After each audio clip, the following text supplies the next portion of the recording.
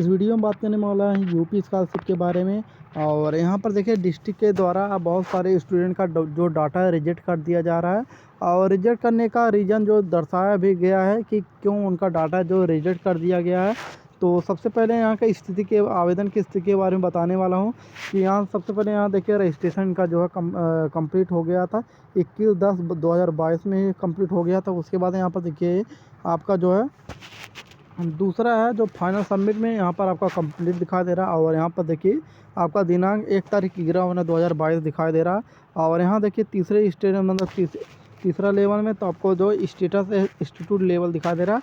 और यहाँ पर आपका डाटा जो फॉरवर्ड दिखाई दे रहा है, फॉरवर्ड का दिनांक यहाँ पर देखिए कि बता दिया गया 12/11/2022 में आपको जो डाटा है कॉलेज से फॉरवर्ड कर दिया गया था बैंक के लिए और डिस्ट्रिक्ट के लिए।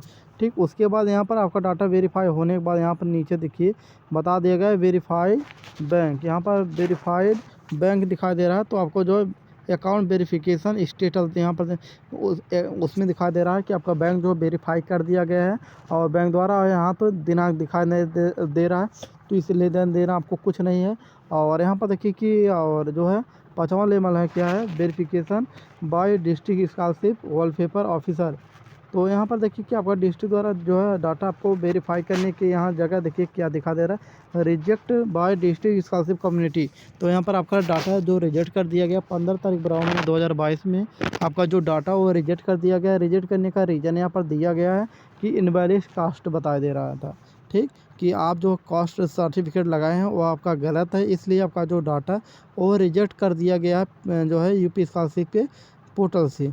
और यहाँ पर पोर्टल के मतलब पोर्टल से नहीं है, तो यहाँ डिस्ट्रिक्ट के द्वारा ही आपका डाटा जो रिजेक्ट किया गया, क्योंकि यहाँ पर आपको बता सब दिया गया है कि आपका जो है रिजेक्ट बाय डिस्ट्रिक्ट हिसाब से कम्युनिटी। और यहाँ कम्युनिटी के नीचे जैसे देखेंगे रीजन में इनवैलिड कास्ट सर्टिफिकेट लगा है। और तो यहाँ पर बता दिया गया है कि स्टूडेंट में आपका जो है जो कास्ट सर्टिफिकेट है वो गलत तरीके मतलब से यूज किया गया है, इसलिए आपका जो है कास्ट सर्टिफिकेट जो इनवैलिड हो गया है। तो अगर स्टूडेंट में अगर आपका स्टेट में आपका कास्ट सर्टिफिकेट सही रहता है तो आपको ज़िले पे ही मतलब जाकर एक बार समाज कल्याण विभाग से आपको डॉक्यूमेंट पूरा वेरिफिकेशन करवा लेना होगा। या तो अपने मोबाइल से खुद भी चेक कर सकते हैं, जो फॉर्म फिलअप किए होंगे तो वहाँ से भी चेक कर सकते हैं कि मेरा जो कास्ट सर्टिफिकेट गलत है या सही है। तो वहाँ पर आपको वेरीफाई हो जाएगा कास्ट सर्टिफिकेट नंबर निकाल के जो आवेदन संख्या होता है। और इस डिस्ट्रिक्ट के पोर्टल पे जाकर वहाँ पर अपना डाटा वेरीफाई करवा सकते हैं कि क्या मेरा जो कास्ट सर्टिफिकेट है गलत है या सही। तो अगर मान लीजिए इस डिस्ट्रिक्ट पे कैसे सर्च करेंगे तो यहाँ पर आपको लिख देता हूँ, उसी टाइप से आपको करना है EDSTICK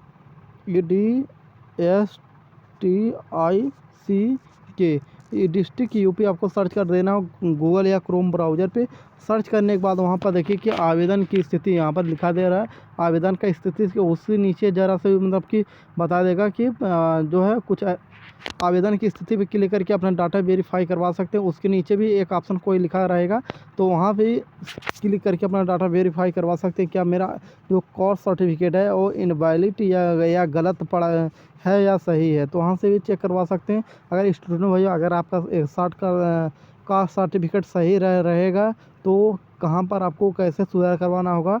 तो यहाँ पर देखिए आपको स्टूडेंट में बताना चाहता हूँ, अगर आपका जो है डाटा अगर कास्ट सर्टिफिकेट सही है और ज़िला से आपका डाटा रिजेक्ट कर दिया गया तो आप जो है समाज कल्याण विभाग पे जाके अपना डाटा फिर से चेक करवा के, और हो सकता है वहाँ से कोई दूसरा रीजन निकल के आए जो है जो हो सकता हो जो आपको जो गलती से आपका डाटा रिजेक्ट किया गया हो। लेकिन सबसे पहले स्टूडेंट में आपको सबसे पहले ही जो है जो आप फॉर्म फिलअप किए होंगे वो फॉर्म को आपको एक जांच प्रिंट निकलता है, जांच प्रिंट को एक बार ध्यान से देख लेना होगा क्या मेरा जो कास्ट सर्टिफिकेट की जगह पे कोई दूसरे का जो कास्ट सर्टिफिकेट अपलोड ना हो गया हो, तो इस नाते मेरा जो डाटा है रिजेक्ट हो जाए।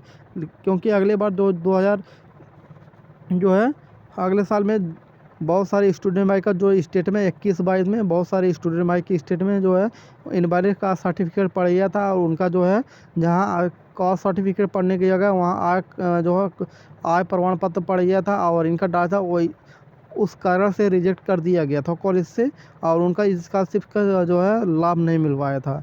तो अभी देखिए स्टूडेंट में आपका मौका है, अगर आपका जो ज़िला से मतलब आपका डाटा रिजेक्ट कर दिया गया तो ज़िले से ही संपर्क में करके हो सकता है आपका डाटा सुधार किया जाए। लेकिन हमारे अनुमान से स्टूडेंट भाइयों, अगर आपका ज़िला से डाटा रिजेक्ट कर दिया गया है होगा तो वहाँ से ज़िला से कोई मतलब कि आपको संशोधन का ऑप्शन या सुधार का ऑप्शन कोई नहीं रहे, कुछ भी नहीं रहेगा।